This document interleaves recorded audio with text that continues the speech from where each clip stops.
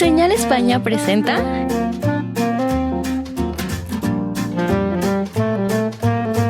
amenas pláticas de arte,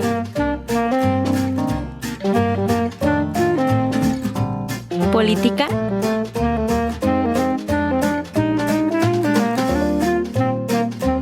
y cultura general.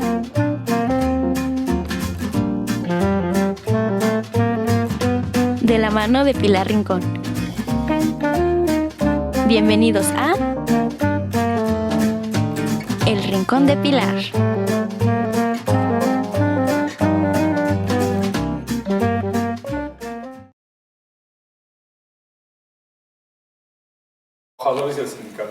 Amigos, buenas tardes. Gracias por permitirme estar en sus hogares.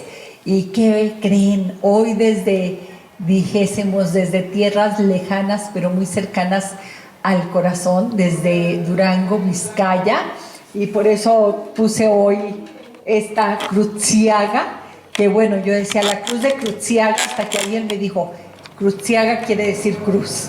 Sí, el lugar de la cruz desde Durango, Vizcaya. Fernando nos visita. Fernando, le dije que no me iba a saber su apellido. ¿Cómo se apellida? Berrojalbiz. Berrojalbiz, ya saben por qué. Bueno, aunque fuera de otra manera ya me conocen, ¿sí? Y Fernando, y yo quisiera, yo quiero decirte que tuve el placer, el honor, porque fue un honor, estar allá en Durango durante varias veces, tres ocasiones, y recorrer sus calles. Y Durango, España, entendí yo que más allá de todas las situaciones que se fueron dando a través de 450 años, porque nosotros tenemos 450 años teníamos en ese entonces 450 años de fundación, ahorita tenemos 462, ¿sí? Había algo, yo no te sé decir, porque yo recuerdo haber caminado precisamente la primera vez donde estaba la cruz, después que me tocó que la cambiaron a un museo, y eso me pareció fabuloso, porque quizá ustedes, y si no lo han hecho, tienen que hacerlo, visitar nuestra Cruciaga, que está en Analco, exactamente de las mismas dimensiones que la de Durango, España. Exactamente igual, un trabajo esplendoroso que hizo Miguel Ángel Cimental, escultor, extraordinario. Hay un libro que tú debes de conocer, en donde se va especificando parte por parte, y ese obvio le sirvió a él para basarse para la escultura. Y bueno, aparte de tener esta escultura y estarla viendo, pero yo no sé tú qué opines, quedó espectacular nuestra Cruciaga. No, sí, también la de ustedes quedó también muy padre, muy bonita, y que recuerde un poco el origen de cómo se fundó esta ciudad, ¿no? Sí, que recuerde que llevamos el nombre. Es como cuando te dicen, ¿y tú por qué te llamas Fernando? Pues por mi bisabuelo. Ah, bueno, pues pones una fotografía del bisabuelo y es una manera de honrar el origen. ¿Sí? Exactamente. De honrar el origen. Entonces hoy que llega Fernando y que me dice, soy de Durango. ¿Cómo que eres de Durango? Así es de que yo quiero preguntarte, ¿cómo llegaste a México? Es toda una historia, pero resumiendo, digamos, es mi amor a la arqueología y mi amor a las culturas prehispánicas, y también un poco la posibilidad un poco de conocer ese otro Durango que en mi juventud, pues yo tuve la fortuna de estar presente cuando se estaba organizando uno de los encuentros entre los tres Durangos. Entonces me llamaba mucha la atención. Entonces cuando quiero ir a México, había estudiado arqueología americana, y quería hacer un proyecto, y entonces ¿dónde voy a hacerlo? Entonces empecé a mirar qué proyectos podía haber en Durango, México, y me encontré con uno que era muy interesante. Entré en contacto con la directora de ese proyecto, y pues así empecé y esto. Me dijo que sí, que podía venir y para tener un primer contacto con el proyecto y empecé a venir y de ahí todo se ¿Cuántos encaminó. años hace eso?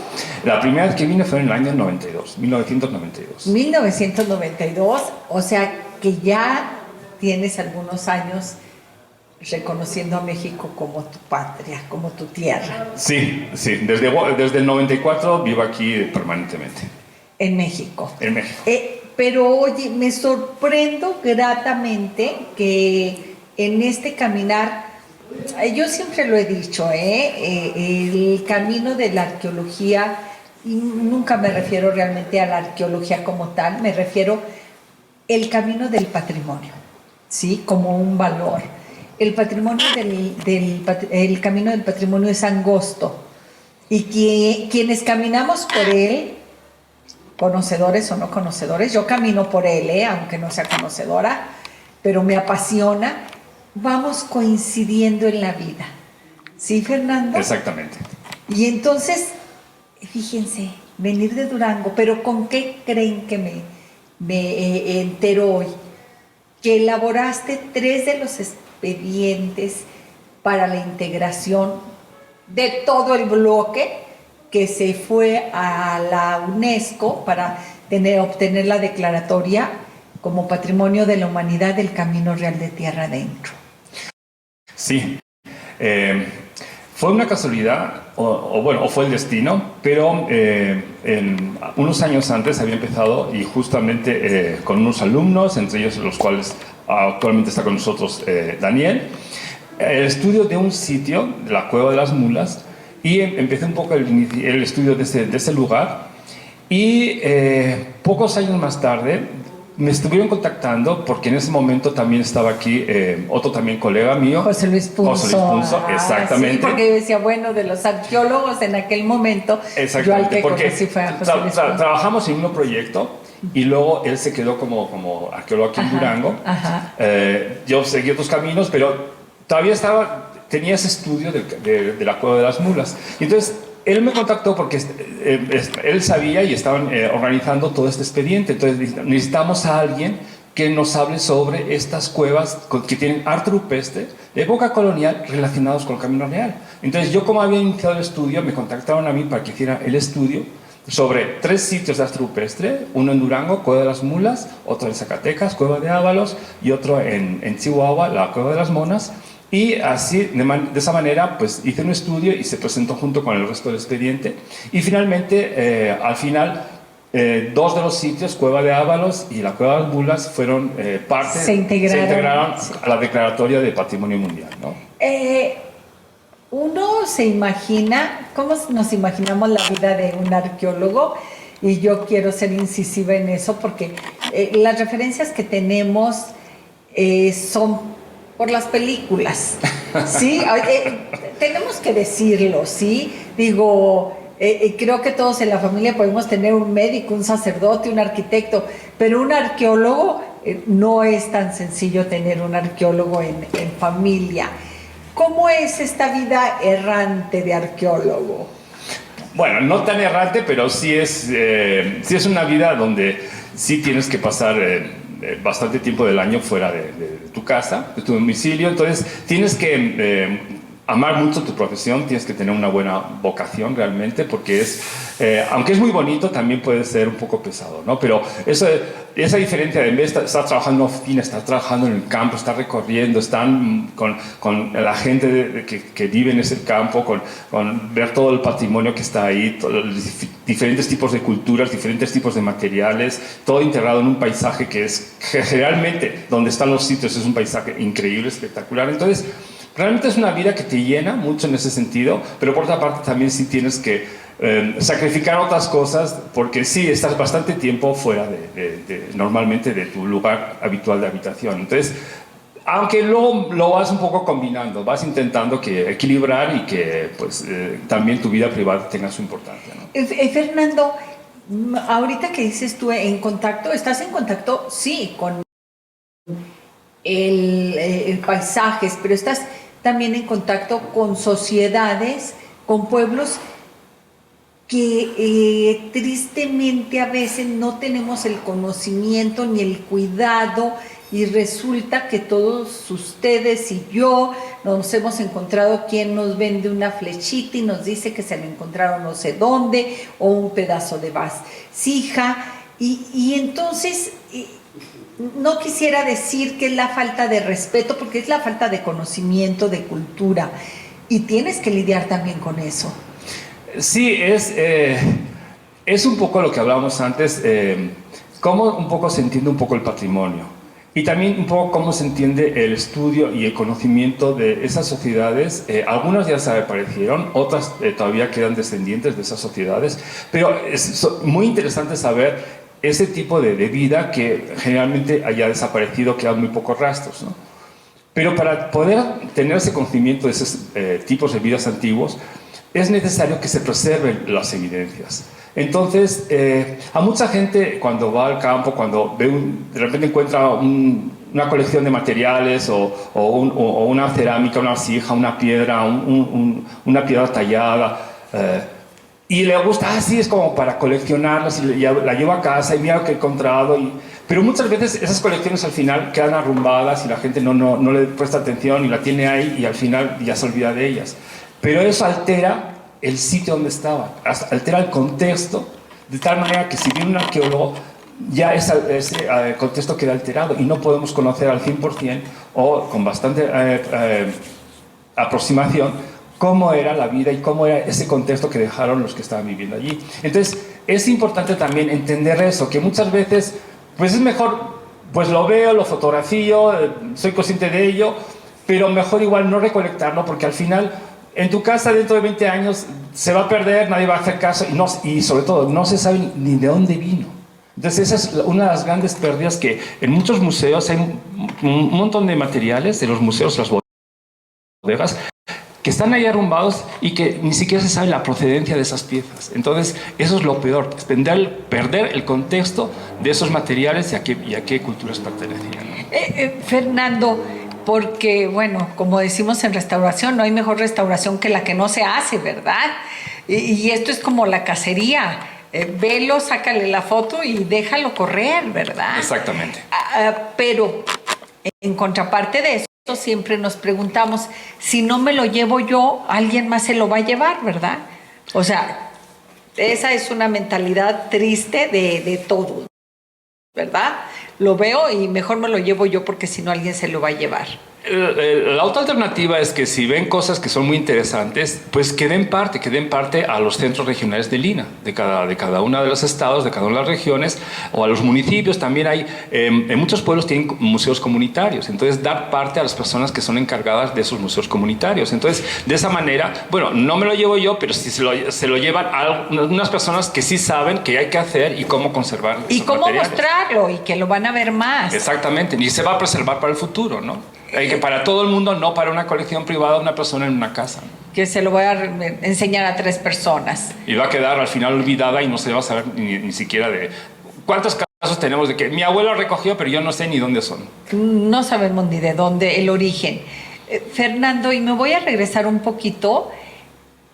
¿Qué dijeron tus papás cuando les dijiste la primera vez que venías a Durango, México? Porque querías conocer. Bueno, pues por una parte contentos porque pues estaba logrando un poquito como perseguir mis sueños y lograr alcanzar un poco los sueños que yo tenía, y que pues toda la ilusión que me representaba y me producía poder un poco realizar mis sueños. Por otra parte, un poquito como... Bueno, es que mis padres al principio, y como muchos otros padres, pensaban, bueno, es una cosa como temporal, sí va a estar un ratito allí y se viene y ella más pues no va a aguantar y no sé qué, y no se va a venir. Y pues en mi caso pues fue todo lo contrario. Mi caso fue que me quedé, entonces pues sí, mis padres cada vez que yo, es que no te vas a volver y no sé. Pero bueno, al final comprendieron que bueno, pues es a mi modo de vida, yo estaba aquí realizando un poco lo que yo quería hacer como vida, y pues lo fueron entendiendo, ¿no? Y la arqueología en México, creo, no sé si tenga bien el dato, pero es de los países que más sitios tenemos sin sin levantar la tierrita, sin descubrir arqueológicamente hablando. Precisamente en este afán de preservar, cuando no hay suficiente personal, no hay suficiente economía, más vale detenerlo ahí. Bueno, la cuestión es, se pueden hacer otras alternativas. No siempre es como... se declara un sitio y hay que hacer las excavaciones, hay que preservar el sitio y hay que abrirlo al público. Hay otras alternativas de, sobre todo, trabajar con las comunidades. Las comunidades son las mejores agentes que pueden preservar estos sitios, porque ellos están ahí. Y si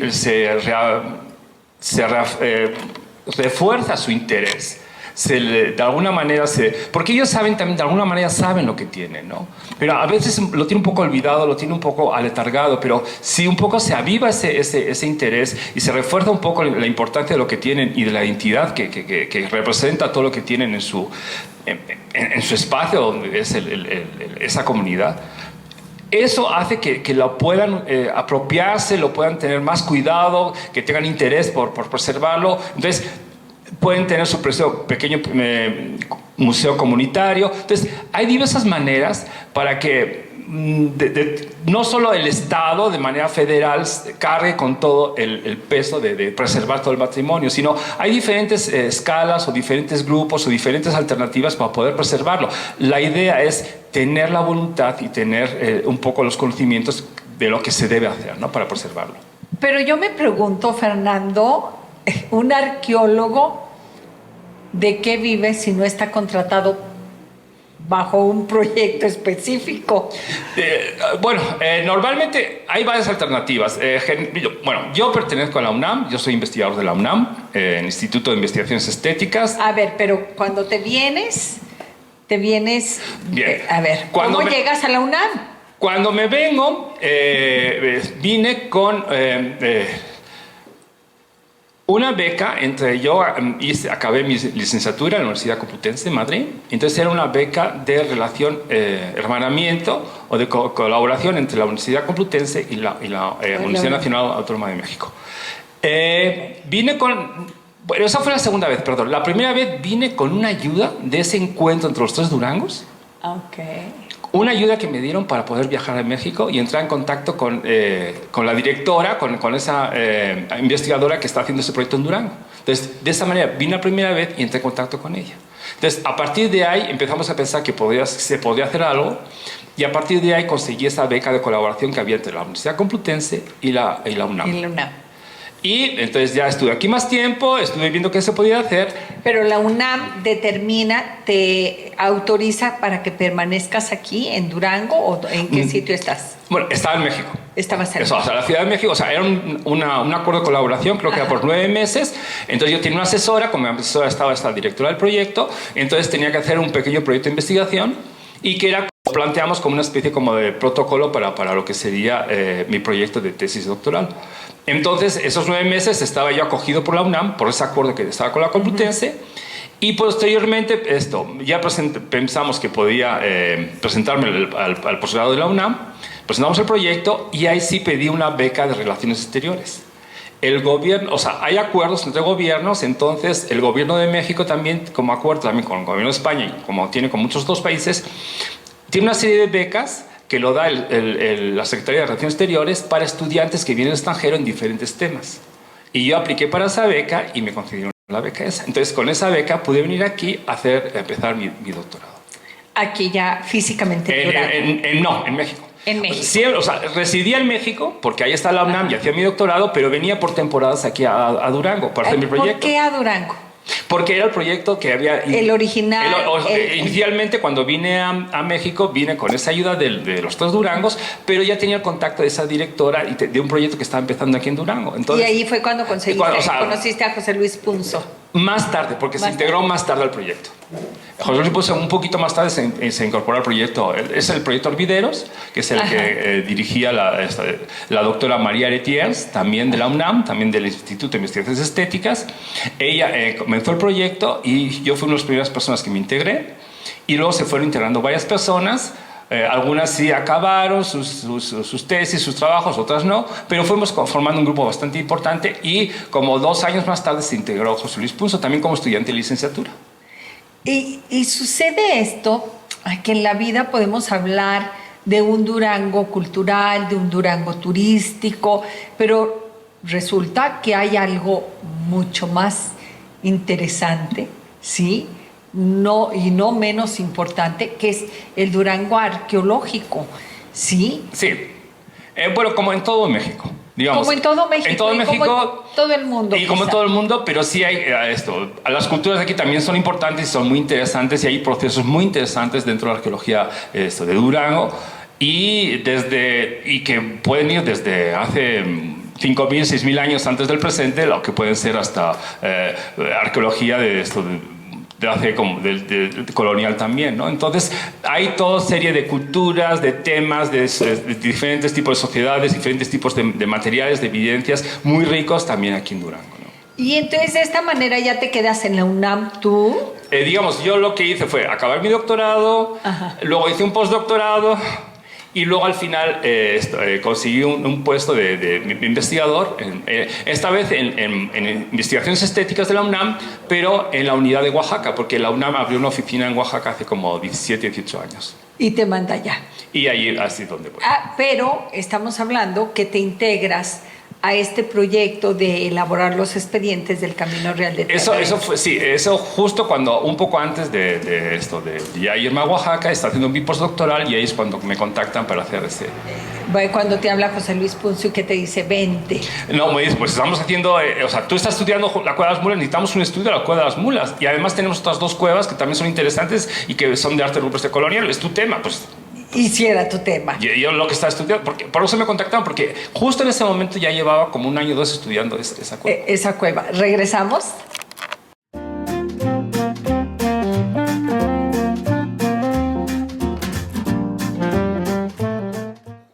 Amigos, y estamos hablando de algo sumamente interesante, de la arqueología. Fernando, ¿cómo definitivamente te debió de haber marcado la primera vez que entraste a la Cueva de las Mulas? ¿Cómo llegaste ahí? Bueno, en este proyecto Hervideros, que estábamos trabajando varias personas, había una persona que estaba encargada de hacer el estudio del arte rupestre de todo el área que se ocupaba del proyecto Hervideros. Esa persona hizo varios registros y en los informes que dejó, porque desgraciadamente pues no acabó su investigación, pero los informes que dejó había un pequeño informe sobre la Cueva de las Mulas, con unos pequeños dibujos.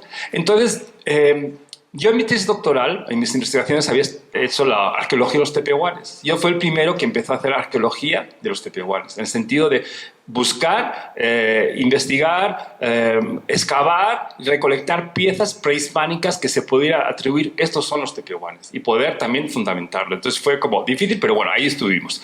Entonces empecé con la arqueología de los tepehuanes, pero lo que veía es que tenía poca iconografía.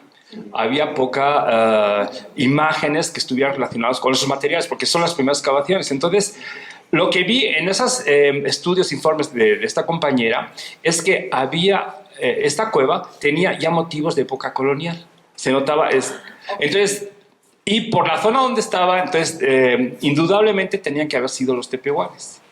Entonces, yo lo que estaba pensando es, a través de las imágenes, aunque ya eran de época colonial, entrar más a la iconografía, al simbolismo y al pensamiento de los tepehuanes. Entonces era una manera como dar la vuelta. Había hecho arqueología prehispánica desde sus materiales, pero desde estas manifestaciones de arte rupestre colonial, intentar también llegar a su pensamiento prehispánico. Entonces así es como me intereso por esta cueva. Oye, pero qué difícil es, porque se va deformando este lenguaje. De alguna manera, o sea, entonces, qué difícil es catalogar en qué etapa, aquí porque como dices tú, encontraste algo que lo unió a la época colonial, pero al decir, lo encuentro más atrás y cómo rastrearlo cuando partes de la nada. Sí, o sea, digamos...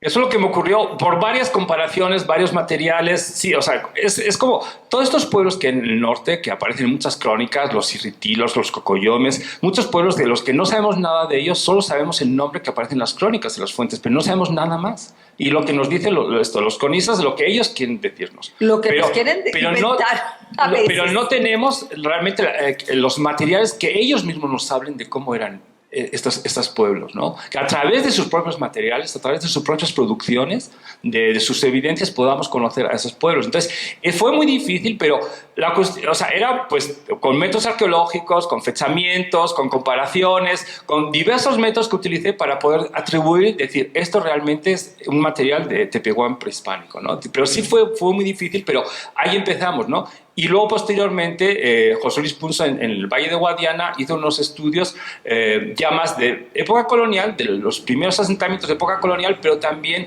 podían ayudar un poco a confirmar lo que yo había hecho anteriormente, ¿no? En ese momento también, supongo, tienes el apoyo de la UNAM para mandar lo que tú vas encontrando y puedan fechártelo, puedan decir, bueno... Sí, es de tal fueron época, como creo que en 2 laboratorios distintos, unos laboratorios de Lina y otros laboratorios fue en Estados Unidos, pero también fueron con apoyo de proyectos de la UNAM. De la UNAM. Porque esto es muy importante, o sea, yo puedo creer que es de esta época, pero hasta que me lo certifica un laboratorio, desgraciadamente, y más ahorita en la actualidad, si no lo dice la ciencia, no es cierto, ¿verdad?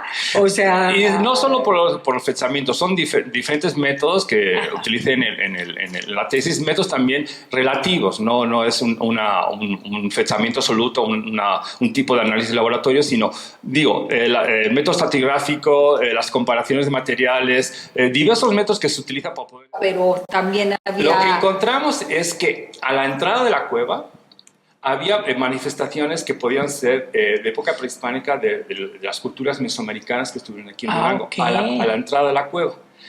Y en el interior, las manifestaciones que habían eran casi exclusivamente, no encontramos que fueran de otra cultura, sino eran de los tepehuanes, pero sí a la entrada de la cueva, porque cada cultura también tiene diferentes patrones de dónde, si está haciendo arte rupestre, dónde ubicarlo, dónde pintarlo, por qué se pinta en la entrada, por qué más vas a una pared que está más hacia el fondo, una pared que le da la luz. Entonces son diferentes factores que tienen en cuenta y que también pueden diferenciar una cultura de otra, porque una cultura puede ubicar las imágenes en cierta parte por ciertas razones y otra cultura en otra parte. Pero para eso tienes que tener también el conocimiento amplio de todas las demás culturas. Sí. Afortunadamente, como en el proyecto Hervideros, donde hice mi tesis doctoral, y con otros compañeros también trabajamos mucho, sobre todo, la cultura tlachihuiteña. Entonces teníamos mucho conocimiento de la cultura previa a los tepehuanes, entonces pudimos decir, estas imágenes que están en la entrada pertenecen realmente a los tlachihuiteños, y después las que están en el interior pertenecen a los tepehuanes. Y las que están en fuera realmente son pocas y están muy deslavadas y perdidas, pero se pueden reconocer todavía algunas, ¿no? Sobre todo para los especialistas, los que sí sabemos qué tenemos que encontrar o qué esperamos encontrar, pues ahí vamos viendo, ¿no? No recuerdo, tú a lo mejor me vas a decir qué distancia hay de la cueva que encontraron aquí en Durango a la cueva que se encontró en Zacatecas. No me acuerdo exactamente cuántos kilómetros, pero de la cueva de Durango, pues de aquí pues ¿cuánto hay de aquí a la ciudad de Zacatecas? ¿Cuánto sí, son 300 y tantos kilómetros. Pues, pues pon un rango de entre 300 y 250 kilómetros, una cosa así. Y te hago esta pregunta porque yo utilizando un poquito decir, bueno, estuvieron en esa cueva y en ese inter de 250 kilómetros seguramente habrá otras cuevas. Sí, ya sabemos que hay más. Sí, seguramente habrá otras cuevas. ¿Por qué? Porque si nos ubicamos en que la cueva la utilizaban como un lugar de resguardo. A veces más bien como lugares sagrados. O como lugares sagrados. Más como lugares sagrados o lugares simbólicos, lugares de referencia. Pero sí, esto. Sabemos que, bueno, la Cueva de las Mulas está en el Cañón de Molino, en lo que es el Valle de Guatimapé, pero también aquí en el Valle de Guadiana ya hemos encontrado algunas también evidencias de este arte rupestre colonial, y seguramente hay más. O sea, a falta hacer estudios sistemáticos de toda esta región, pero lo que estamos hablando son de cerca de 300 kilómetros, entonces Claro. es muy difícil, pero sí, por supuesto, van a salir más sitios, ¿no? Seguro. ¿Qué hace uno? Y digo uno, que sin ser arqueólogo, que entra así como decías tú, cuando encuentras un objeto, más vale verlo, fotografiarlo y volverlo a enterrar y quizá avisar a quien más confianza le tengas. ¿Qué hace, qué se debe hacer cuando encuentras una cueva que tenga restos rupestres o que tú veas que hay algo más de lo que tu conocimiento te da? Pues una de las cuestiones principales es, sí, observarlas, mirarlas, pero no tocarlas. Pero tienes que avisar a alguien, Pues normalmente sería, los primeros a los que tendrías que avisar sería o bien a la comunidad a la que pertenecen o bien a las autoridades del INAH. A una de esas dos tendrías que avisarles de ese descubrimiento tuyo. Sería como lo más apropiado, ¿no? Y también lo bueno cuando uno se hace alguna pared rocosa, algún frente, alguna cueva, algún afloramiento rocoso y ve algún tipo de pictograbado, petrograbado, es sobre todo... Sí, mirarlos, fotografiarlos, pero no tocarlos, no echarles agua, no ponerles gis encima, que algunas gentes para que se vean mejor, porque todas esas acciones pueden en un momento dado alterar y con la pintura llegar a que poco a poco se vaya desapareciendo la pintura, ¿no? Entonces es como, sí, lo podemos observar, lo podemos fotografiar, pero sobre todo lo más importante, no tocarlas ni echarles ningún tipo de elemento encima, ¿no? ¿Hay alguna ley que obligue a quien yo le manifieste esto de que debe de protegerlo o debe de hacer algo? La cuestión es patrimonio arqueológico. Entonces entra dentro de la ley federal de patrimonio arqueológico. O sea, por ley, si yo veo una cueva de esas, vengo y notifico. Por ley, ellos tendrían que protegerla. O sea, por ley le correspondería, en principio por ley, al INAH. Sí, pero es en automático, a fuerza o de buena voluntad o porque yo voy a decir, no, ya está protegido. En principio, si hacen una declaratoria al INAH, el INAH tiene que hacer un informe, tiene que hacer una visita y tiene que hacer un diagnóstico de lo que se ha descubierto. Entonces, porque es la ley federal de patrimonio arqueológico, pues es el INAH el que está obligado a preservarlo, ¿no? Entonces, si hay una denuncia, algún tipo de reporte, pues tiene que ir a ver y tiene que hacer un informe, ¿no? Y tiene que hacer un informe y si no se hace, o sea, hay alguna manera, y fíjate, te lo digo porque en algún momento, me voy a meter sola en camisa de 11 varas, como luego dicen, en algún momento, bueno, voy a tratar de disimular un poquito el panorama para que no me vayan a venir por mí. En algún momento se descubrieron aquí restos de mamut y se hizo la notificación, no se hizo nada, pero luego resulta que sacaron huesos y no se hizo nada. Y yo nunca supe porque no se hizo nada. Cada caso es un caso diferente. Sí que no puedo decir. Pero no, por eso te digo, igual otra vez a mí me dijeron, te puedes meter hasta en la cárcel, igual en alguna otra cosa, en alguna otra ocasión, y eso fue a través del gobernador, le vinieron a traer algunas vasijas que se habían encontrado, y a mí alguien me había dicho, es que te pueden meter hasta la cárcel, y yo inmediatamente se las quité, así textual, le dije, señor, esto lo tenemos que entregar, ¿sí? Porque yo ya me veía en la cárcel porque había sido cómplice, y se entregaron, ¿sí? Pero después igual yo pregunté, oye, ¿y dónde quedaron eso? Que pues nadie sabía nada. Entonces dice uno, es por ley, pero es como esto que dicen, por ley todos los niños tienen derecho a comer, a estudiar y a la salud, pero pues si la mamá no les da de comer, pues no comen. Ay, ya, eso.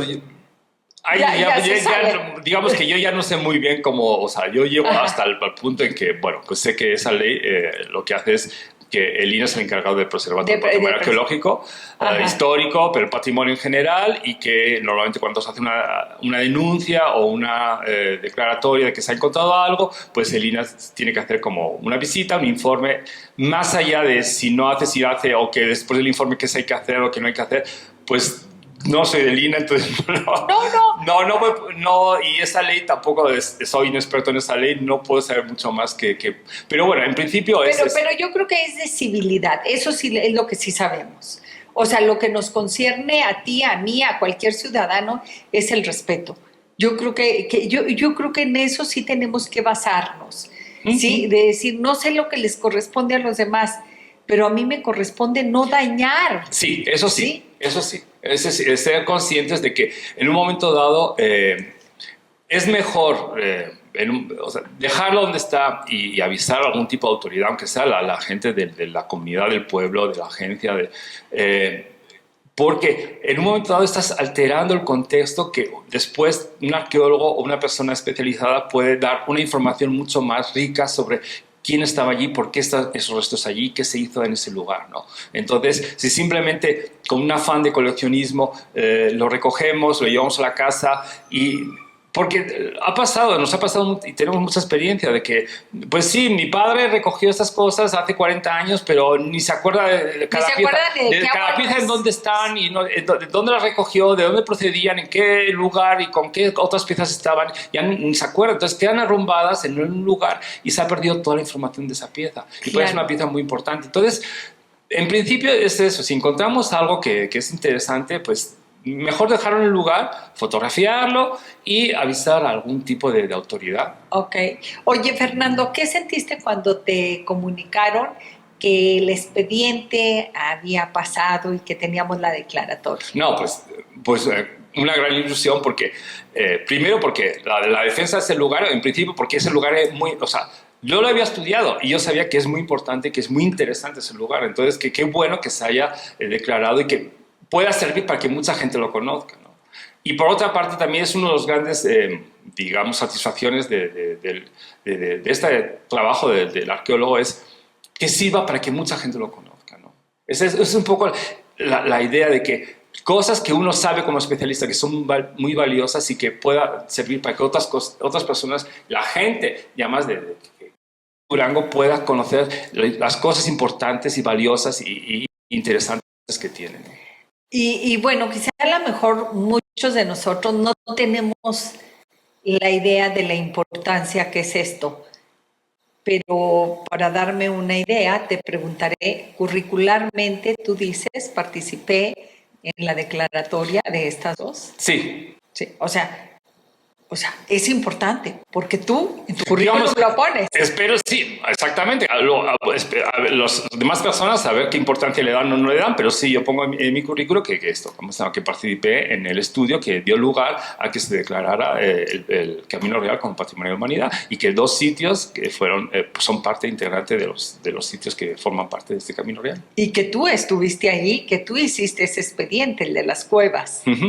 ¿Sí? O sea, a veces yo me cuestiono que no ha pasado el tiempo suficiente, yo lo digo y lo repito, yo el primer viaje que hice a Europa, busqué a donde iba a ir los sitios patrimonio, ¿sí? Porque decía, bueno, turísticamente dicen que esto es muy hermoso, pero yo decía, un valor excepcional que es lo que señala la UNESCO, por eso los declara como Patrimonio de la Humanidad. Ahí no tienes pierde, o sea, no es que turismo o que mi amiga que fue me diga que es bueno, bonito, no, es que ya una institución está declarándolo patrimonio no nomás de esa comunidad, sino de la humanidad entera.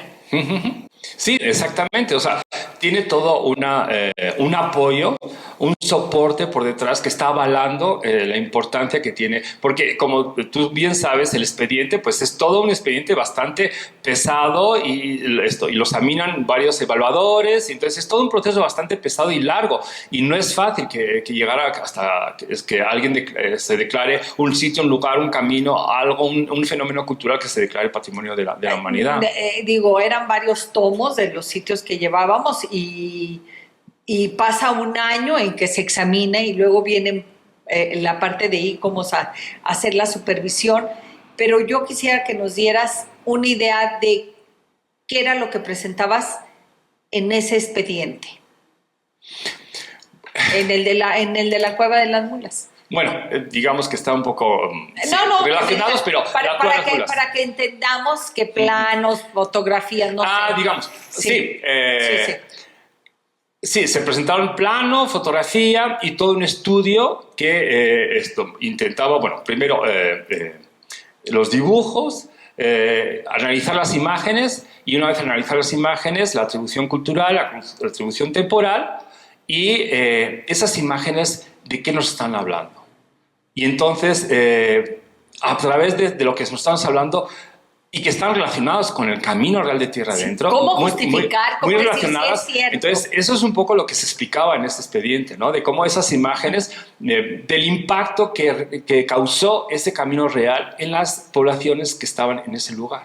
Entonces, todas las expediciones y sobre todo el camino real, el impacto que tuvo, porque esas imágenes están muy relacionadas con esas expediciones y con esos convoyes comerciales y con todo lo que estaba en ese camino.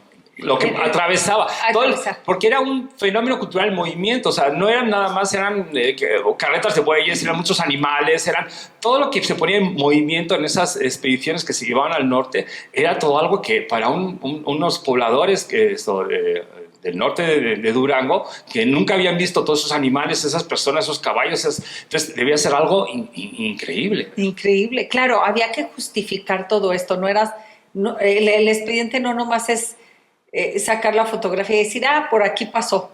¿Cómo justificar? Sí, porque demostrar que sí pasó. Hay que hacer un estudio de la imagen, hay que hacer también argumentar por qué estás atribuyendo culturalmente a los tepehuanes, por qué estás poniendo en cierto rango de fecha, de qué están hablando, por qué esas imágenes, por qué no otras, y cómo se relacionan con el camino real de Tierra Adentro. Entonces, todo eso hay que justificarlo y eso es lo que se presentó. Fernando, seguramente ahorita regresamos contigo, pero yo quiero invitar a Daniel después de este segmento, porque para llegar a la cueva tenemos que llegar por paisajes, por lagunas, por lagos, por otros sitios increíbles. ¿Regresamos?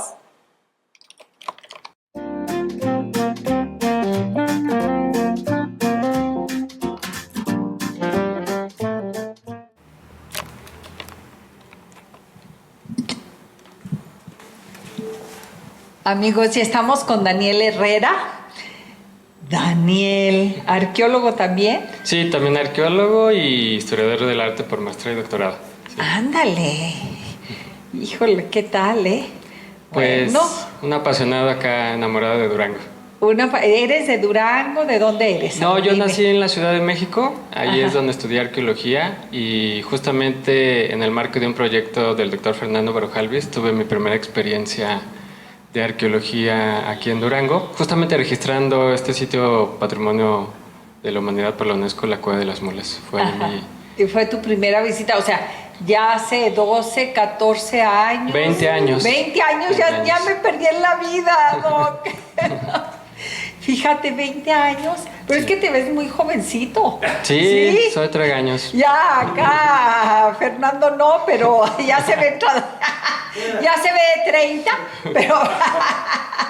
Sí, tengo 40 años. 40 años. No, pues no pareces. ¿Y te enamoraste de Durango? Sí, de su arqueología, de su gente. Sí, y pues ese gran potencial que sigue teniendo en términos de la investigación, ¿no? ¿Y sigues viniendo a Durango? Dime. Yo vivo aquí, tengo ¿Ya vives aquí? Sí, tengo alrededor de 6 años viviendo aquí. Antes, pues por lo menos una vez al año venía a hacer trabajos, justamente con proyectos de la UNAM, pero a raíz del doctorado que realicé justamente con un tema de arte rupestre, pues aquí vivo y actualmente pues en el CIDIR, en el Instituto Politécnico Nacional, me recibe. También el Jardín Biológico Estatal de Durango, que es un proyecto muy importante también de, digamos, de registro, de estudio, de divulgación de la diversidad biocultural Durango. Justamente son las personas que me reciben y me apoyan, ¿no?, para seguir la investigación. Bueno, porque la biodiversidad en Durango es de los estados que más biodiversidad tenemos. Sí, no. Y además, pues lo que uno aprende a lo largo de los años es que la conservación del patrimonio cultural arqueológico está muy interrelacionado con la conservación de la parte también ambiental, ¿no? Los dos van de la mano. Es decir, si afectamos los recursos naturales, también se afecta el patrimonio arqueológico. Y no se diga del arte rupestre, ¿no? Sí. Ay, es que la conservación es algo que nos cuesta porque en aras de la modernidad y de que quiero la comodidad y lo que hoy se usa, vamos destruyendo no nomás nuestros edificios antiguos, sino también precisamente vamos comiéndonos más nuestra biodiversidad, ¿sí? Sí, yo creo que pues parte de la idea de que es válido, obviamente, sobre todo yo creo que en el contexto de Durango, que se ha puesto de moda y viene tiempo atrás, esta explotación ecoturística que se tiene. Yo creo que pues hay que encontrar como un punto medio, ¿no?, entre sí, pues, obviamente el beneficio económico que pueden recibir las comunidades, que me parece súper importante, y al mismo tiempo que se conserven estos sitios. Creo que se puede encontrar ese punto medio. Yo creo que ese es el punto clave, porque mira, también vamos entendiendo que lo que no reactiva la economía de un pueblo deja de importante. ¿Por qué? Pues porque nos duela o no nos duela, primero es comer, ¿sí? Y así tengan que vender los huesos de la abuelita, primero es comer, claro. ¿Sí? Entonces hay que buscar cómo reactivar la economía, y yo creo que en este punto es donde nos hemos quedado atorados quizá con el no saber qué hacer con lo que es patrimonio. Yo te voy a platicar una cosa. Cuando andábamos con todo lo de la declaratoria, porque hubo que invertirle para los expedientes y todo, y me decía en aquel entonces los gobernadores, bueno, ¿y nosotros qué vamos a ganar? No, es que la reactivación económica y va a haber dinero y miren y que no sé qué y yo hablaba realmente convencida, Se dio la declaratoria y yo creo como los 2 años el gobernador me dijo, oye, ¿cuándo empezamos a recibir dinero? ¿De qué? Pues de la declaratoria. Le dije, espérese, nunca nos van a mandar un cheque. A mí me acababa de llegar un librito que había sacado precisamente Lina de los sitios que tenían la declaratoria en México.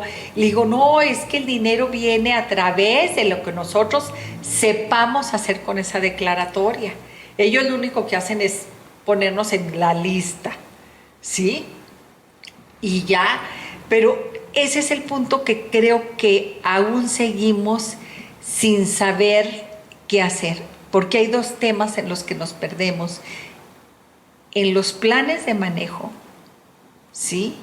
Que los planes de manejo es cómo proteger ese sitio. O sea, tú, UNESCO, ya me dijiste que es de valor excepcional y que bla, bla, bla, bla, bla, bla.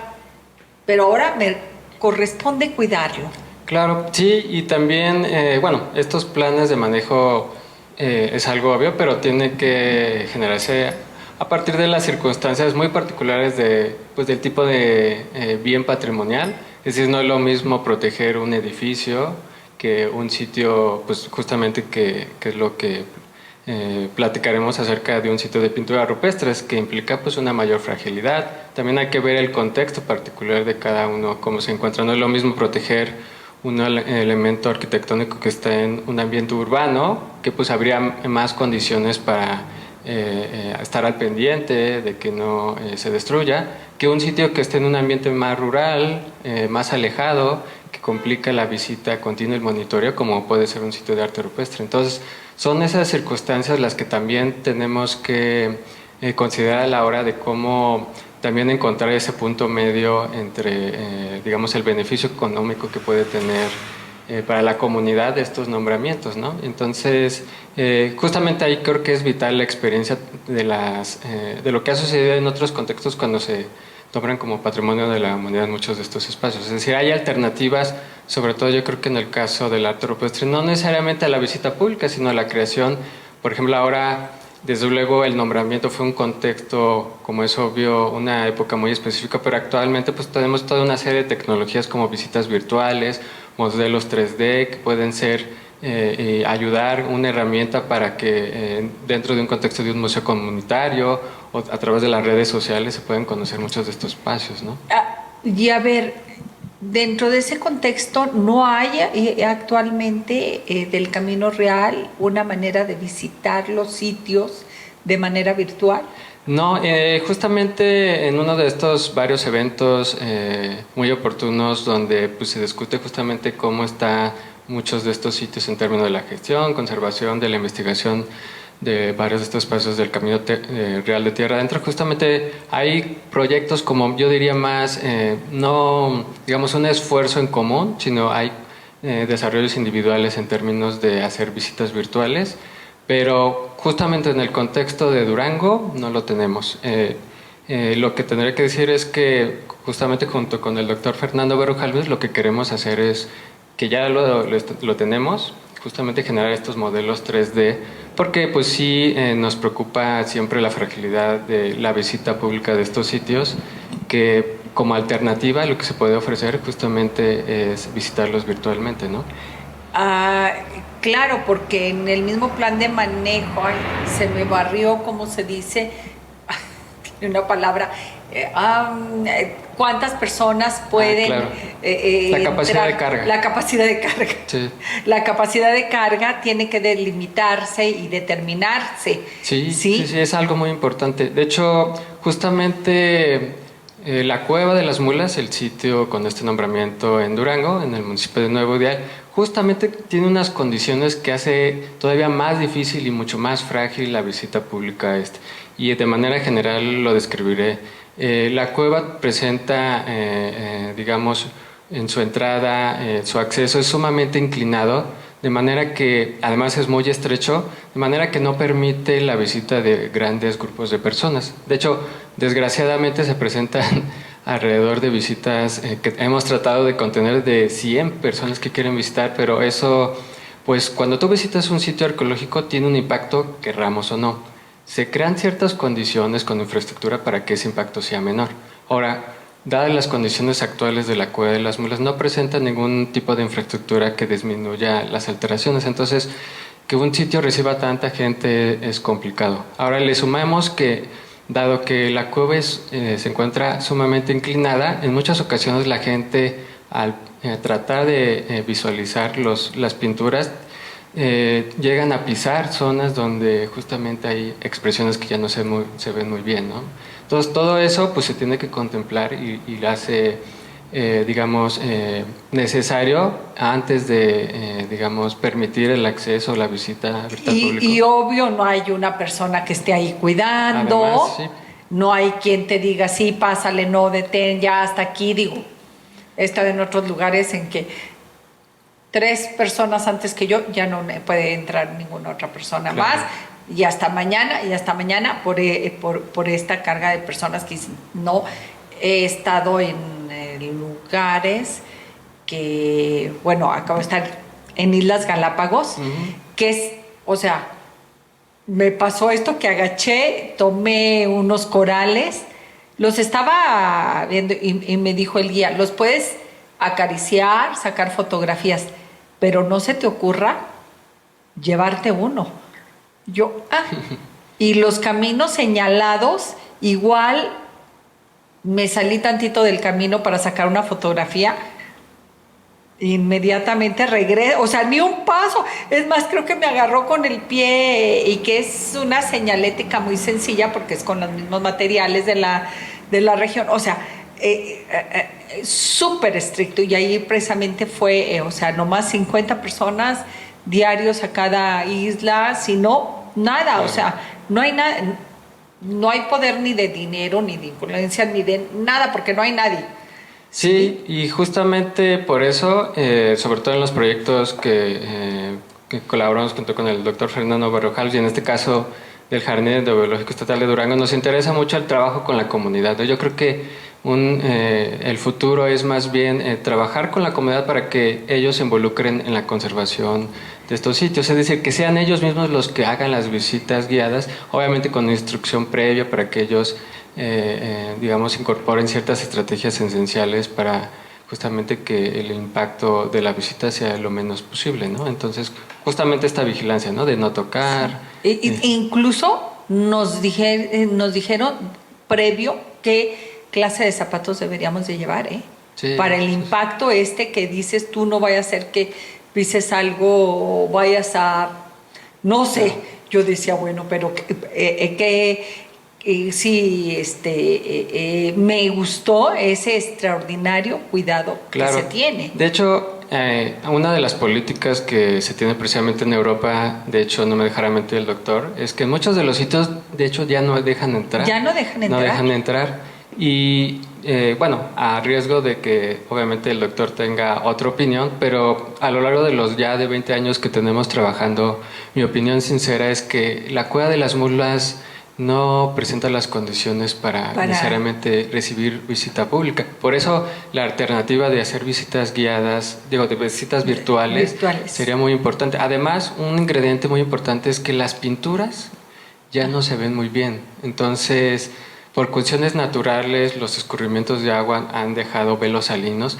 Entonces, realmente ya no se disfrutan las pinturas y la visita provoca más alteraciones que realmente un disfrute de los propios visitantes, ¿no?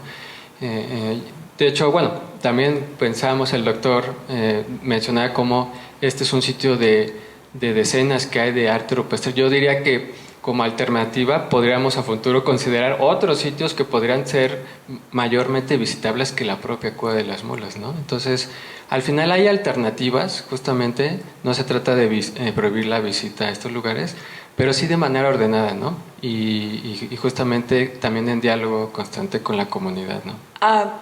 Y la comunidad, ahí va una pregunta que no sé si esté bien hecha o deba de ser por ahí. La comunidad, ¿de qué manera se beneficia con esto? Pues esto es muy polémico. Bueno, esto es mi opinión, tengo que decir. Como a veces sucede, la comunidad está muy preocupada por la conservación de este sitio. Ellos, en principio, no tenían todos estos conocimientos que desde la arqueología se han generado, pero saben que es algo que forma parte de la historia de la población, en este caso del molino. Entonces tienen una apreciación, lo consideran algo valioso. Sin embargo, pues ellos no tienen los recursos económicos para poder protegerlo, pero al mismo tiempo nunca han tenido un beneficio realmente económico.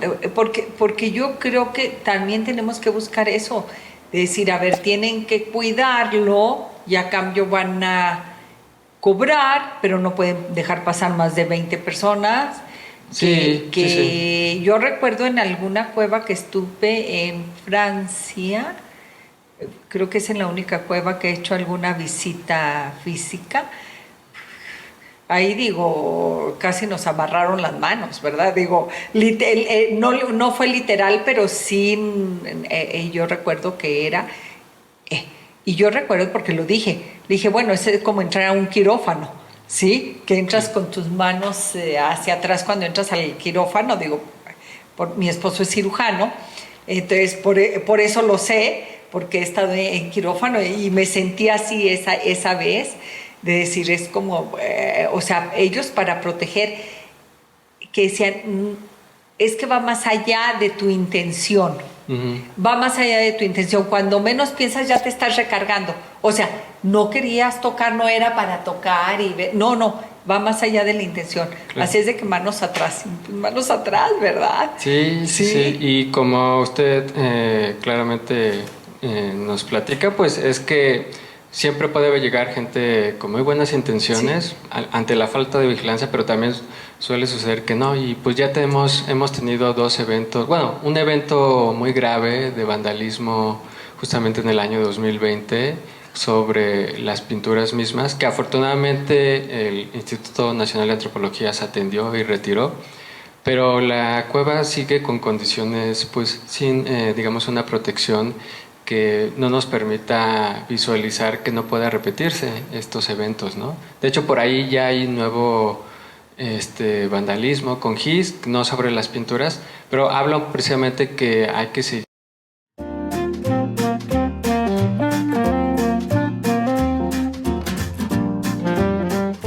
trabajando con las comunidades, ¿no? Se supone, hasta donde yo sabía, se supone que se debe de hacer un reporte mínimo o máximo, no mínimo, cada 2 años a la UNESCO de las condiciones de los sitios con declaratoria. Sí, pues es justamente nuestra labor como investigador en estos eventos es lo que nosotros justamente comunicamos en términos de cómo va evolucionando la conservación de estos lugares. También algo que nos parece importante, sobre todo, pues este último periodo vacacional es como si se ha incrementado, digamos, la visita, no solo a la cueva misma, sino también el interés que innegablemente por la belleza de estos paisajes que tiene el Cañón de Molino y la cuenca de la laguna de Santa Guía, donde se encuentra al norte de la ciudad de Durango, en el municipio de Nuevo Ideal, como lo había mencionado, pues atrae cada vez un mayor público, ¿no? Entonces, es algo que justamente tratamos de expresar, esa inquietud siempre en los eventos que organizamos. ¿Y ustedes a quiénes se lo reportan? Por ejemplo, tú.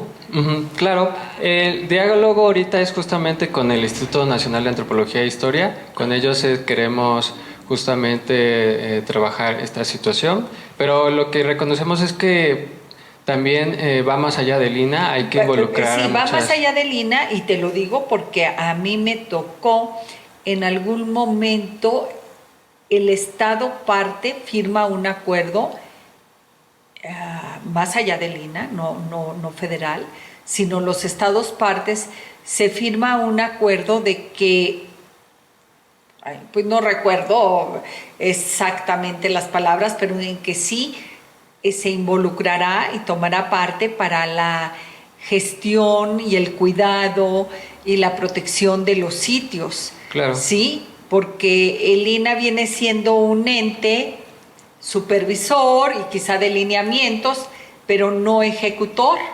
¿Sí? En parte sí. O da los lineamientos para la ejecución, claro. Pero al Estado y a las comunidades, o sea, va de lo micro a lo macro, tiene que hacer un involucramiento de todos. Claro, pues eso es un poco lo que perseguimos, ¿no? Involucrar, retomar, justamente informar acerca de la situación, como todos los sitios que tienen este nombramiento como parte del Camino Real de Tierra Adentro, involucrar a todos los niveles de gobierno y también a otros ámbitos de turismo, de la Secretaría de Recursos Naturales, porque también esta zona tiene este nombramiento como zona Ramsar, al ser un gran humedal muy importante, un punto esencial de aves migratorios que anualmente llegan a esta zona desde Estados Unidos y Canadá. O sea, tiene una riqueza que yo creo que como duranguenses, y yo lo digo como duranguense de adopción, creo que tenemos que valorar y es un punto creo importante para que justamente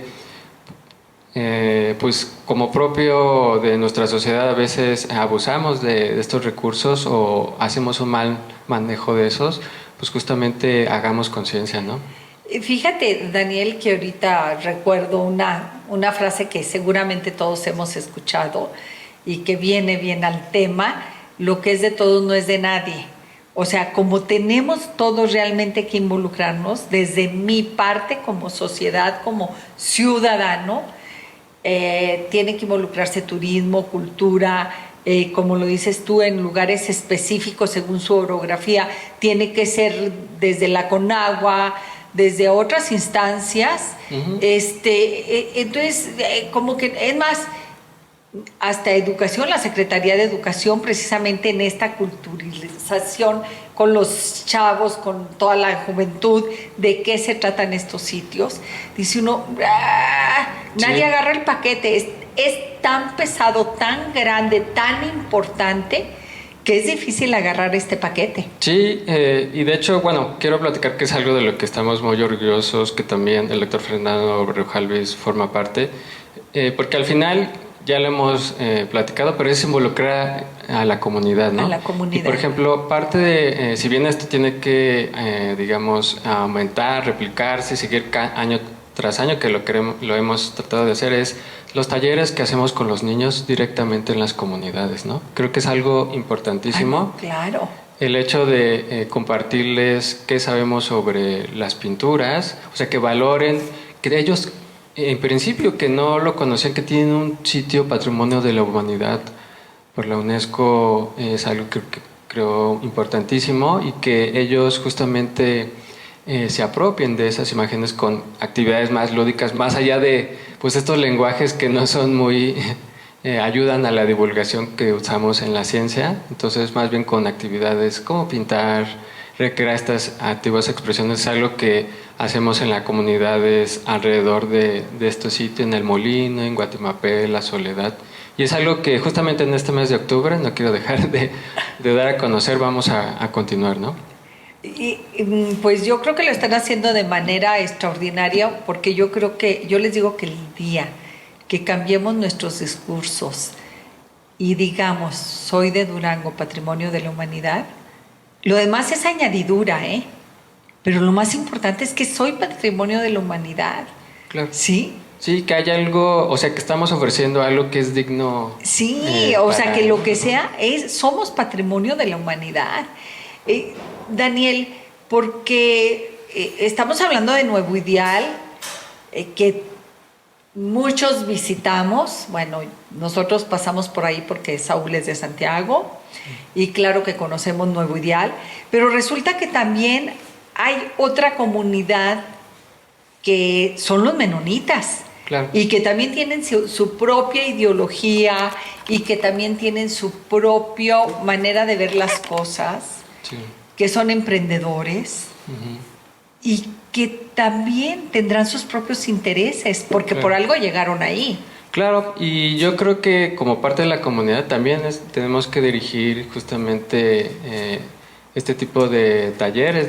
Yo digo, es un término que se puso de moda, de concienciación, es decir, de aprendemos mutuamente del otro, de la manera de entender, pues sí, la manera en que vivimos cada uno. Y creo que al final, como decíamos, no está peleado una cosa con el otro, es decir, la posibilidad de que haya un beneficio económico del desarrollo turístico, pues esto no tiene que estar peleado con que se conserven los sitios, ¿no? Y creo que se trata de eso, ¿no? Justamente de conciliar la particular manera en la que todas las comunidades, porque tenemos la comunidad de menonitas, pero también hay comunidades de indígenas Odam, que desde luego desde tiempo atrás habitaron esta región, por algo tenemos estas pinturas rupestres, pero fueron muchos de ellos, digamos, pues sí, por diferentes procesos históricos, pues despoblaron parte de esa región, pero todavía en la actualidad, pues hay, digamos, trabajan en esas zonas y forman parte de la comunidad, como hemos visto con los niños cuando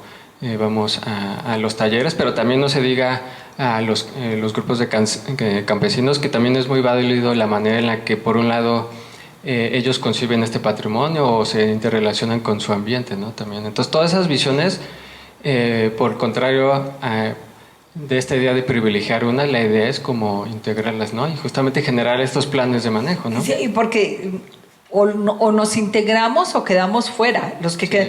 Y me queda claro que en este discurso del patrimonio, si no encuentro la manera de ser entendible para los demás, ¿sí? Lo único que voy a lograr es que me digan, no te entiendo, y pues, tú no juegas a esto, ¿verdad? Porque la que no cabe aquí eres tú. Se excluye uno. Sí. A veces te excluyes. Daniel, pero tengo entendido que tú ya hiciste un estudio serio, fotográfico, de todos estos lugares, qué está sucediendo. A veces los planes de manejo ¿No estuvieron ustedes, bueno, me fui para otro lado, ¿no estuvieron ustedes hubo un encuentro en Chihuahua? En el de Chihuahua no. En el de Chihuahua no. Te voy a decir por qué me fui por otro lado, me acordé del de Chihuahua. En otros estados, bueno, nosotros desde hace 6, 8 años hizo un avance de los planes de manejo, se dejó algo, pero realmente, como luego dice, no hay seguimiento, se va perdiendo todo.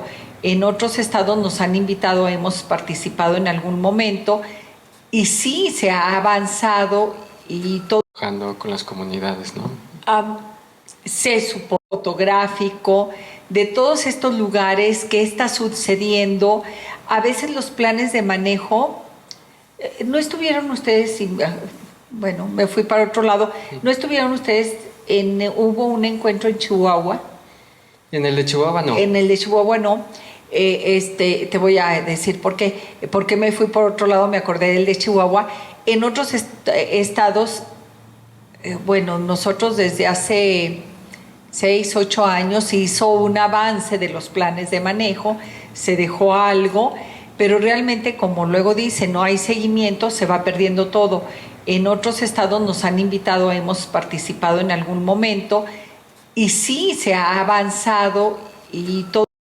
Trabajando con las comunidades, ¿no?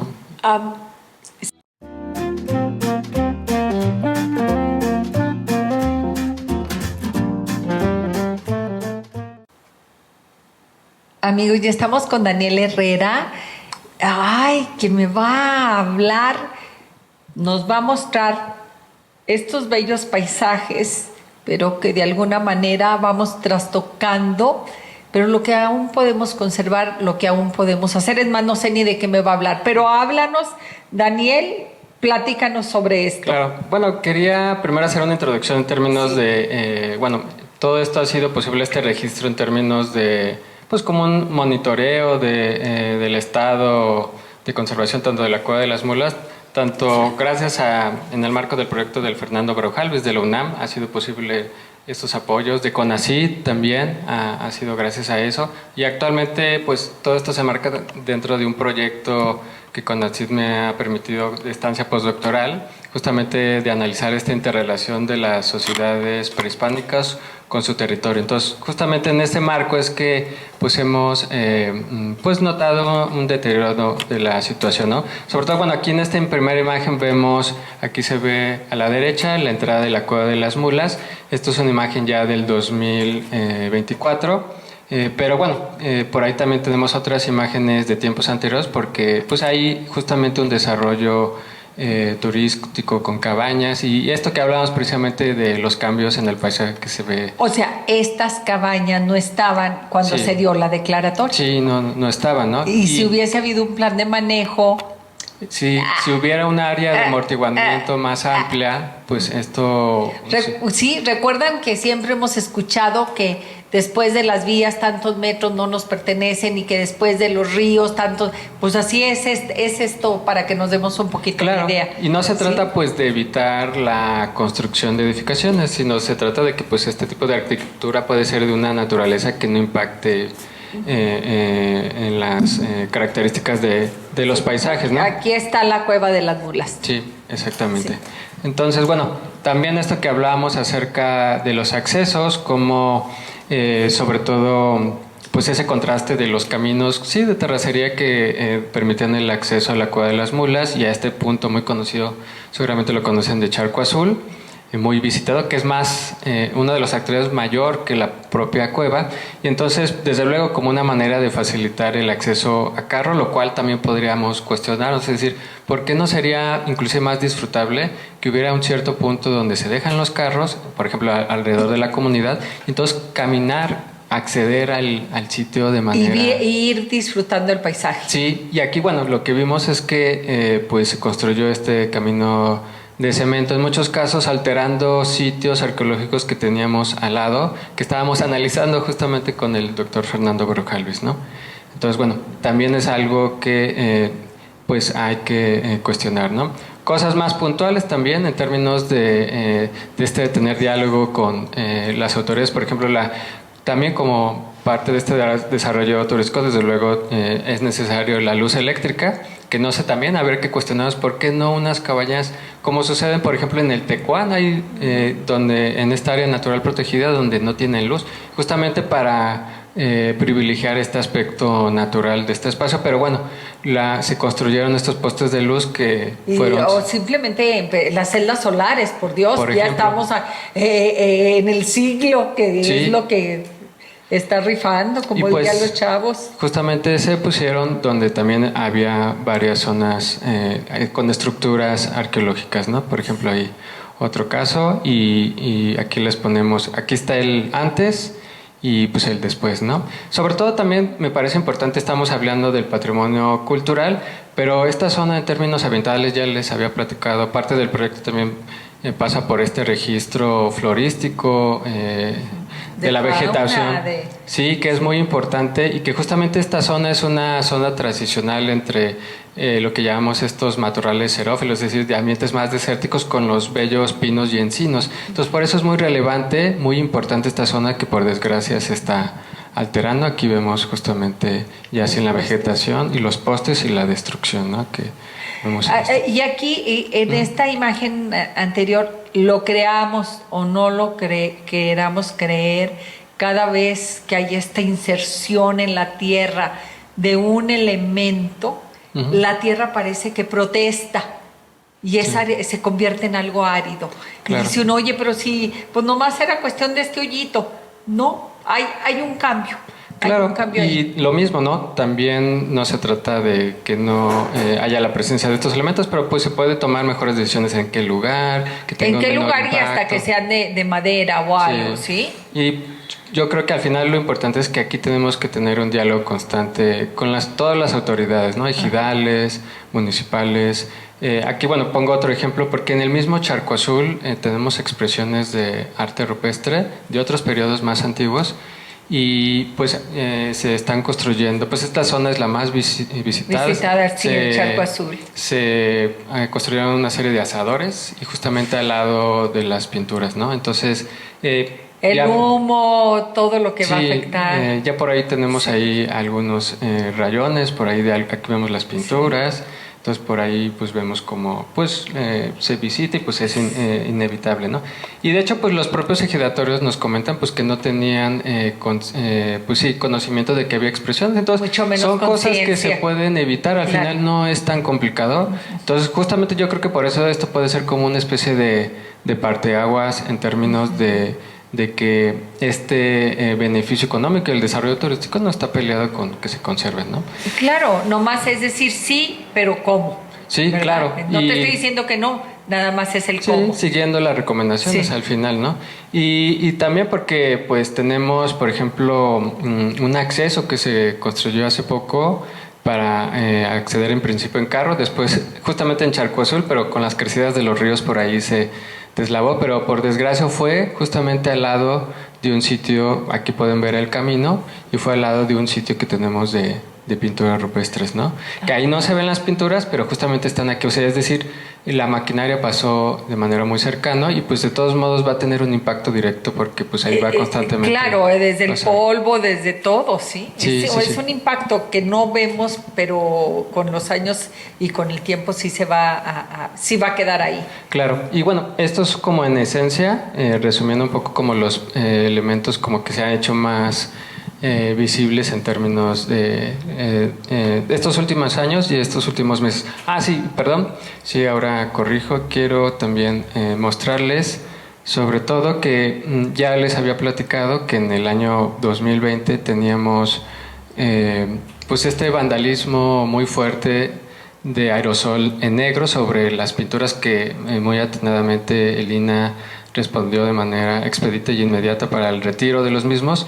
Pero dado las condiciones que, pues de la ausencia de protección de este sitio, pues han regresado, como podemos ver, aquí hay otra imagen de manera más cercana, pues estos vandalismos, que afortunadamente no son sobre las pinturas, pero que sí nos alertan acerca de que no se puede mantener esta situación actual de la cueva, porque pues probablemente en algún momento regresarán estos vandalismos, pero o regresarán con otro y no regresarán con gis, regresarán con aerosol que no tenga solvente, ¿verdad? Sí. O que tenga, que sea más fuerte. Esto lo sabrán mejor los restauradores, pero no puede ser eternamente este retiro, ¿no? Porque al final hay un desgaste de la capa pictórica. Claro. Entonces, de hecho, las mismas autoridades del INAH, Durango, ellos mismos comentan que el sitio ya no puede soportar otro acto de vandalismo, ¿no? Es decir, el hecho de que nuevamente se grafiten las pinturas implicaría una pérdida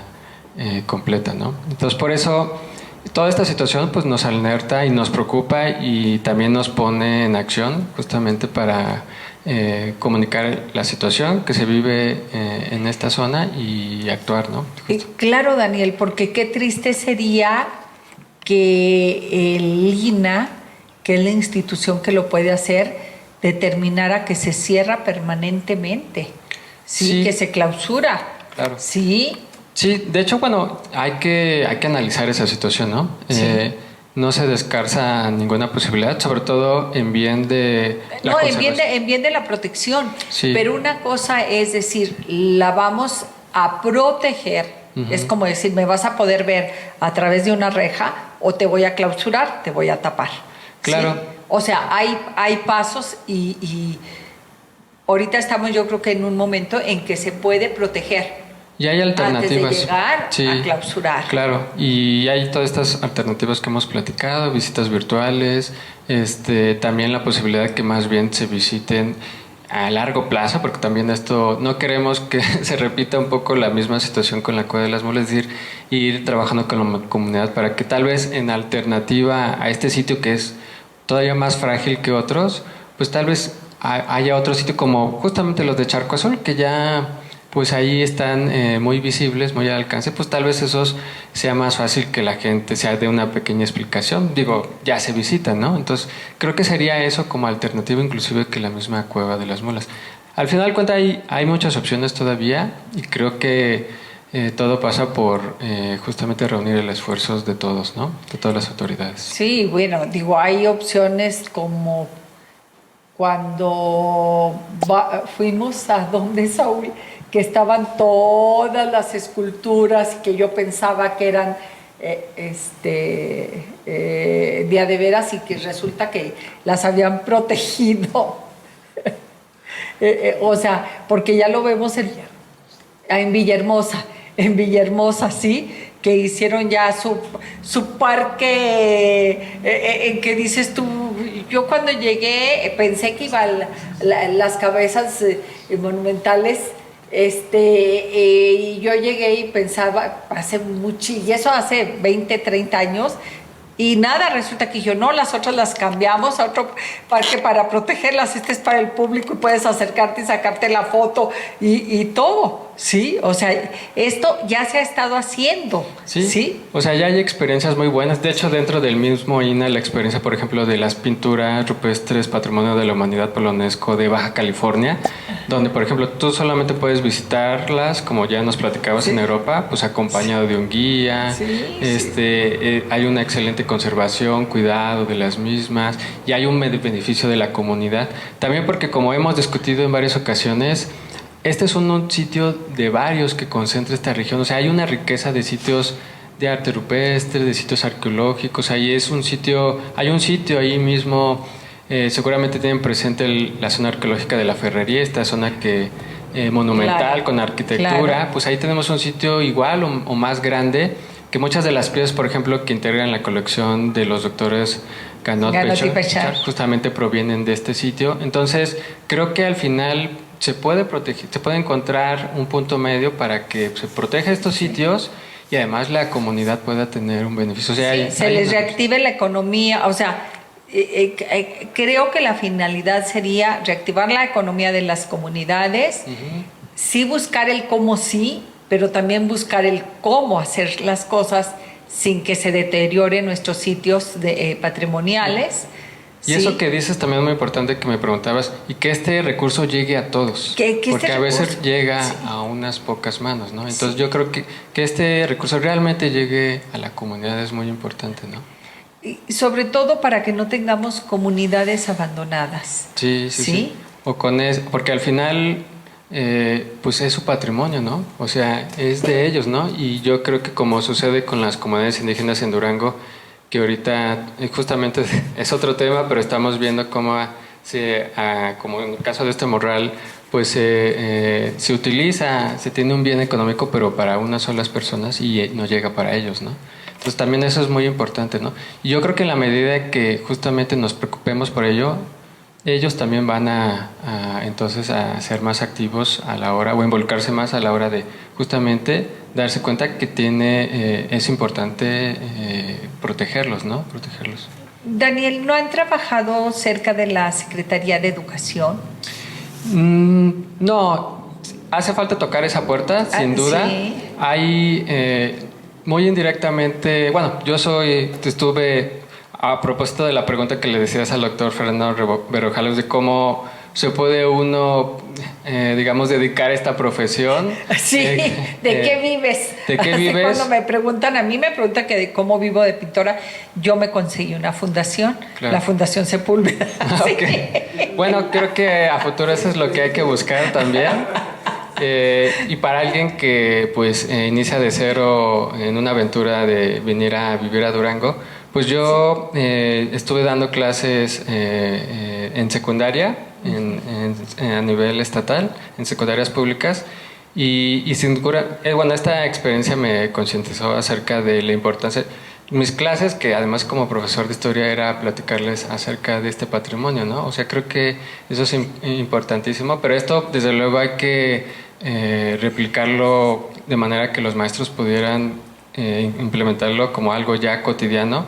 También otra de las experiencias que para mí fue muy importante fue que pude participar en la elaboración de estos libros de texto muy polémicos, por cierto, pero pues ahí pudimos reflejar también la importancia del patrimonio de Durango. O sea, al final eso fue la oportunidad para no hablar de la historia prehispánica, que es importante, pues, sí, de los clásicos mayas, mexicas, sino también de la arqueología que tenemos y de los pueblos indígenas que tenemos aquí. En Durango, y te digo con la Secretaría de Educación porque yo estoy convencida de que lo que tanto Fernando como tú me decían, de que definitivamente, y lo sabemos, educa a un niño y vas a educar toda la familia, ¿sí? Porque los niños nos van a exigir, los niños nos van a pedir, y entonces creo que esto no nomás es poner el conocimiento a los niños respecto a la zona, porque hemos estado hablando de un solo sitio cuando tenemos 19 sitios en Durango. Claro. Entonces digo, ¿qué sucedería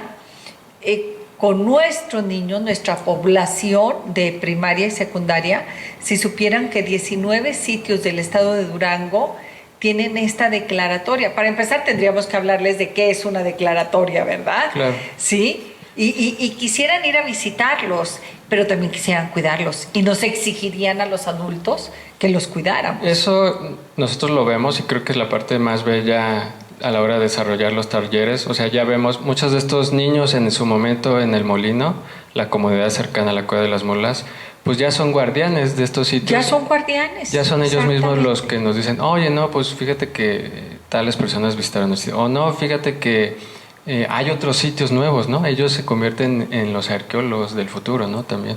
Entonces, si eso se puede replicar a gran escala, pues vemos cómo tenemos miles de guardianes, ¿no? Claro, mínimo empezar por los 12 municipios que tienen sitios patrimonio, ¿verdad?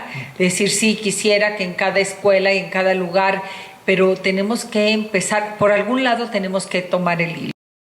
Sí, y nosotros nos enfocamos justamente en las comunidades cercanas porque por lo común pues son las que menos tienen la facilidad de acceder a este tipo de actividades, por eso nos pareció muy importante. Pero como parte, bueno, ahí yo diría que en el marco del jardín biológico pues siempre hay estas festivales como el del hongo que fue ahora en agosto, los festivales que nos invita la Secretaría de Recursos Naturales, también que a veces se hacen en diferentes municipios, en Gómez Palacio, ahí en Nombre de Dios, y siempre yo soy el que meto la cuña porque estoy ahí también metiendo el tema no solo la parte ambiental, sino también del patrimonio arqueológico, ¿no? Y el público principal pues son los niños. Yo creo que ahí está, parece lugar común, pero yo creo que ellos son los que al final nosotros ya como adultos es más difícil cambiar a veces estos arquetipos y ellos pues están más frescos y son más dispuestos a adaptarse o a cambiar, ¿no? A cambiar. Aparte, yo creo que es nuestra obligación porque hay que dejarles una herencia. Sin duda. Y sí, creo que a veces tenemos que decir, no supe cuidarlo, pero esto vale. Claro. Cuídalo tú. Y yo creo que eso lo hemos hecho hasta en la familia, con objetos, de decir, ¿sabes qué? Yo no sabía dónde ponerlo. Es tu herencia. Sí, pero es tu herencia. Sí. Tú búscale un mejor lugar. Claro. Sí. Sí, no, no, sin duda los niños yo creo que es donde precisamente por eso nos hemos enfocado más en ese trabajo, ¿no? Y yo creo que también esa es parte de esa responsabilidad como investigadores, que a veces nos concentramos solamente en los típicos artículos científicos que son válidos, pero también en el trabajo directamente con estos talleres, ¿no? Daniel y Fernando, acércate, Fernando, ya se nos terminó el tiempo, qué lástima, sí, pero bueno, tenía que llegar. Muchísimas gracias. Yo espero que podamos dar un paso a la vez, pero espero que podamos dar pasos, ¿sí? Yo creo que yo no creo en las coincidencias, creo en las diosidencias. Por aquí está nuestro buen amigo, doctor Miguel Vallebueno, vente, ¿sí? Ya sabrán quién fue el que nos hizo el honor, el favor de traernos a Fernando y a Daniel aquí. Y yo les decía que el camino del amor al patrimonio, al cuidado, es angosto. Y nos conocemos las debilidades, así es de que, doctor Miguel Vallebueno, véngase acá y muchísimas gracias. Yo estoy segura que por algo están aquí los tres y que hemos de hablar lo suficientemente alto como para que seamos escuchados. Y no estamos hablando nosotros, está hablando nuestra tierra, nuestros sitios, todo esto que somos Durango. Muchas gracias por venir de otro Durango.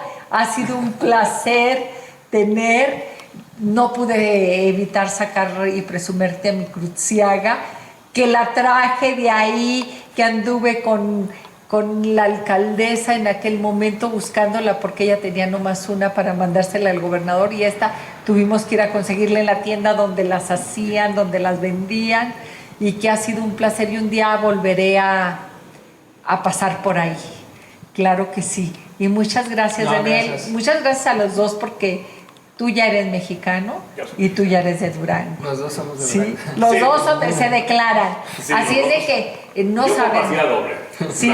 Por partida doble. Bueno, pues ya saben. Señal España presenta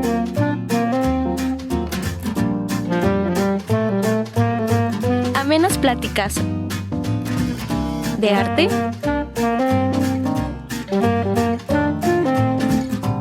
política,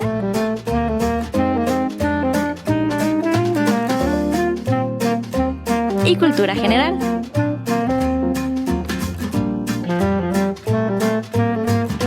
De la mano de Pilar Rincón. Bienvenidos a El Rincón de Pilar.